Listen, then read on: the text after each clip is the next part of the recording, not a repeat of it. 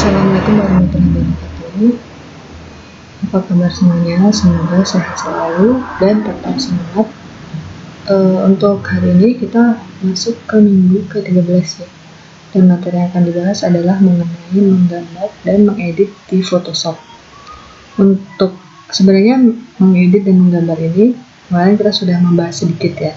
Jadi kalau untuk menggambar kita pasti menggunakan toolsnya itu ya, seperti bisa pakai pen tool, bisa nanti pakai brush atau pensil ya. Brush tool bisa, pensil. Kalau brush itu ya kuas itu kan, jadi goresannya seperti kuas. Kalau pensil ya dia jadi lebih tegas dan dia lebih kecil. Kalau brush kan biasanya dia tidak tegas dan dia lebar. Tergantung ini juga, nanti bisa ukurannya kan bisa diatur-atur. Misalkan brush ini bisa diatur-aturnya, jadi ada yang jelasnya juga bisa. Ini yang jelas tinggal diatur-atur aja, terus ini yang tidak tegas ya, ini yang tegas tuh. Kalau pensil dia tegas. Nah ini tinggal kalian otak-atik aja. Ingat ya, opacity kemarin kan kalau makin kecil berarti makin transparan tuh. Itu kalau untuk menggambar kan kita pakai itu, pakai brush, pensil, atau pakai pen tool. Pen toolnya ada yang freeform, ada yang lurus seperti yang teman sudah dibahas. Terus bisa juga menggambar pakai bantuan yang ini ya, rectangle tool, ellipse tool gitu. Nah untuk menghapus juga bisa macam-macam menghapus ya gitu. Nanti ngapus kita coba pakai, kita akan mencoba menghapus nanti di sini ya, kita bahas menghapus. Nah terus untuk edit juga kita akan beberapa akan kita bahas di sini ya. Untuk yang lebih mendalam lagi sebaiknya kalian memang otodidak, mendalami sendiri, banyak latihan. Karena kalau hanya melihat video kalian tidak latihan itu sama saja bohong. Video itu hanya untuk mengarahkan kalian, mengenalkan saja. Nah, mendalami kalian harus latihan, gitu ya. Oke, sekarang saya bahas lagi sebelumnya ya. Sebelumnya saya sudah menunjukkan hasil-hasil ini, hasil-hasil contoh, bukan hasil-hasil ya, contoh-contoh dari dulu saya waktu S1 tugas-tugas saya. Jadi ini saya cuma mau mencontohkan kalau di Photoshop itu kita bisa berbagai macam untuk edit. Yang kemarin ya contohnya yang kita akan coba untuk ketemu kali ini juga. Ini kan contohnya ketika kita membuat detail-detail gitu ya. Detail-detail kan seperti detail gazebo, terus ini ada pergola, ada kolam. Itu kalau udah untuk konstruksi kita nggak mungkin pakai Photoshop. Jadi kalau untuk konstruksi detail itu harus pakai AutoCAD. Nah, terus nanti 3D-nya bisa di AutoCAD atau di SketchUp. Lebih bagus biarin etching ya pakainya SketchUp atau Lumion gitu. Tapi kalau untuk masalah untuk konstruksinya dia harus pakai AutoCAD agar nanti ngebangunnya bisa gitu.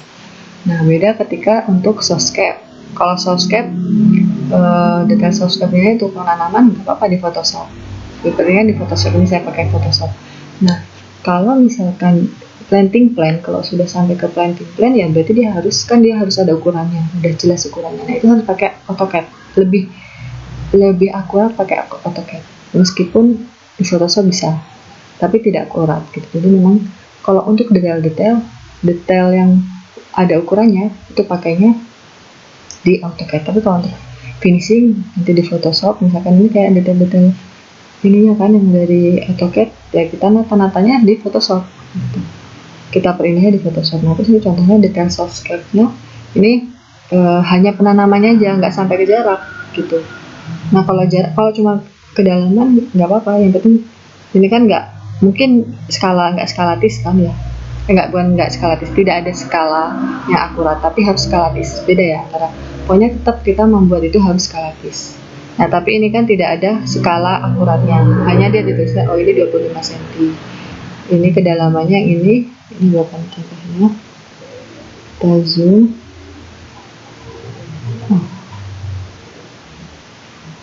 Nah kita zoom ini, kita coba lihat ya.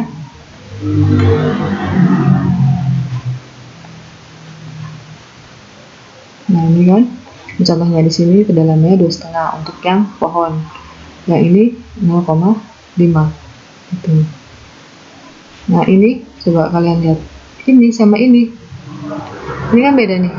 Ya ini setengah, seharusnya ini satu. Nah seperti ini kan nggak pakai skala.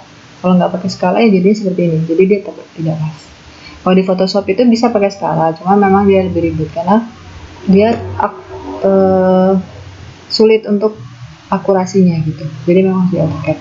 Tapi tetap meskipun kita menggambar di Photoshop harus skalatis. Skalatis itu wajib pakai apapun softwarenya ataupun freehand ya. Itu.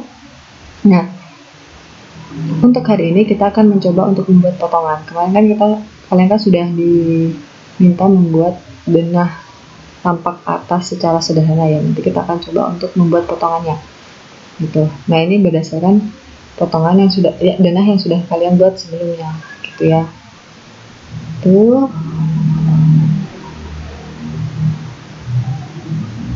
Kita lihat masih 6 menit.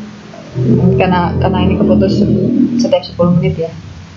Nah, terus contoh lagi, saya mau memberikan contoh dulu ya sebelum ke tutorialnya. Nah, ini contoh yang kemarin sudah saya tunjukkan. Contohnya aja, ini ada yang dicampur sama freehand ya, bukan potongan. Dengan ini. Oke. Nah, ini kan harus pakai Photoshop ya kalau untuk poster, bisa juga sih Corel kalau kalian Corel. Nah, ini saya buatnya set plan ya, membuatnya itu di Photoshop gitu. Nah, ini preset plan ya, jadi ada banyak ini ya, banyak desainnya. Nah, terus ini semua saya buatnya adalah di Photoshop. Nah, ini tergantung ya, tapi kalau kalian sudah kerja nggak mungkin kalian pakai side plan, pakainya Photoshop aja, pasti harus pakai AutoCAD karena nanti harus sampai di bangun gitu. Nah, kalau ini kan hanya desain saja, jadi saya pakai Photoshop gitu. Kalau pakai Photoshop gitu. Nah, ini baru perspektif, lebih gampangnya makanya SketchUp secara sederhana ya gitu. Nah, nanti kita akan membuat potongan ini. Oke. Ini yang tadi ya, ini juga pakai Photoshop, ini semua pakai Photoshop gitu. Ini pakai Photoshop semua. Ini satu aplikasi saya buatnya itu satu. Ini Photoshop semua kecuali ini perspektif pakai SketchUp semua. Selebihnya itu Photoshop. Oke ya, itu makanya gunanya mengedit di Photoshop. Oke. Ini saya tunjukkan fungsi-fungsinya. Nah, terus nanti kalian juga akan dikenalkan dengan block plan, yaitu block plannya nih, contohnya misalkan kita sudah punya peta ya kan, kita import terus kita mau ke digitasi. Nah, ini fungsinya di Photoshop juga bisa karena ada tadi tools transparannya, jadinya ini bisa kelihatan transparannya gimana, tergantung kita maunya sebesar apa transparannya, terus di mananya gitu ya. Ini untuk digitasi ini bisa juga gitu. Oke, lanjut nanti ke video 2 langsung ke tutorialnya ya. Ini sampai sini dulu penjelasan awalnya.